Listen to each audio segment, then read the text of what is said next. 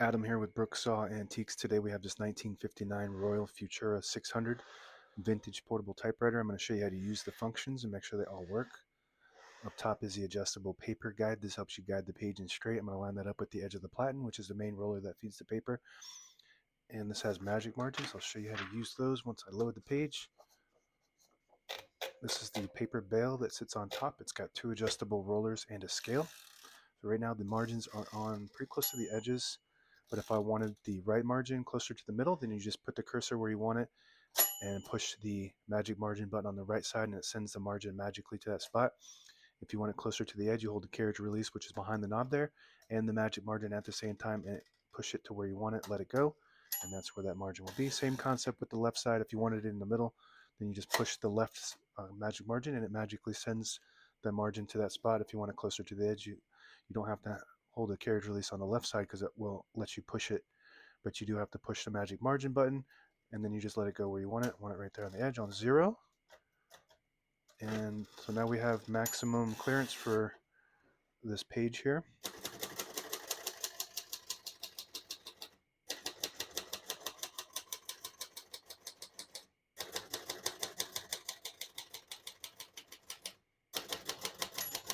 Once you hear the bell, you're at the end of the margin. Hit this line space, gets you back to the beginning, and skips 1, 2, or 3. Right now we have it on single, but if you want double, just flip the switch down to the 2. It skips 2. One more, it skips 3. We're going to keep that on single for now and finish typing. As you can see, all the keys type nice and none of them skip or stick. I'll type a sentence in red on the next line and switch from black to red. There's a switch inside here, and it indicates, if you have it all the way to the front, there's a red indicator in there to tell you that you're printing red. If you have it in the middle, there's a black indicator, means you're printing the top portion of the ribbon, which is black. Flip it all the way up to the back, and it's a white indicator, and that just indicates that you are not going to print anything. It's just a stencil for copying purposes. We move that all the way to the front to print red.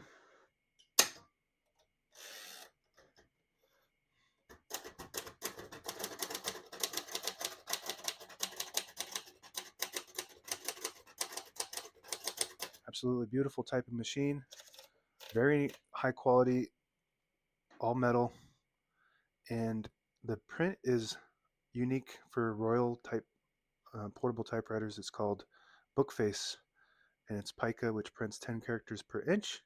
Also made Elite, which prints 12. So this one's just a little bit bigger print. To pull the page out easy, there's a switch on the right side here. You flip it forward and it unlocks the rollers underneath the platen, allowing you to pull the page out easy, or load thicker paper like carbon copy or cardstock. Make sure you flip that back before you load the next page, or else it won't load correctly. So this was a big shift in the design for the Royal typewriters. They actually made the desktop one similar to this and that during this time frame, but they also came in a few different colors. Really cool and futuristic for the time period in the 50s. Shift on each side and a shift lock on the left. To clear that, just hit the shift button again. Backspace on the top left. Very good.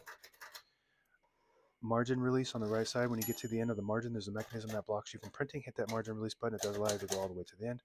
Very good. And the tab is right up here. You set the tabs up here, and then you can initiate the tab by hitting the tab button on the right side. And right now we have tabs set on 10 space intervals. I'm just going to go through and clear each one of those by hitting the clear button after I get to the tab. And I just like to keep one set somewhere in the middle, so that way when you hit the tab button, it doesn't go slamming all the way to the end, causing wear and tear in your typewriter. So this is called a magic column set.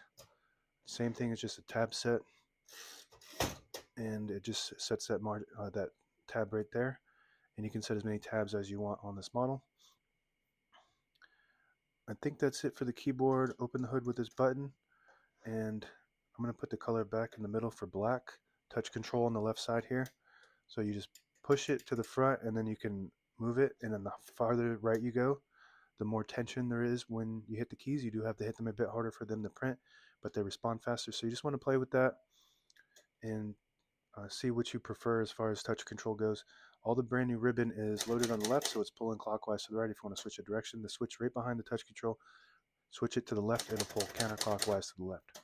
We wanted to keep it pulling to the right, and that will automatically reverse when you get to the end of the ribbon, just like most typewriters. If you have a It's called an eyelet at the end of it, which is a little metal piece that catches on this and it will just pull it back into that direction, indefinitely back and forth until the ribbon goes dry.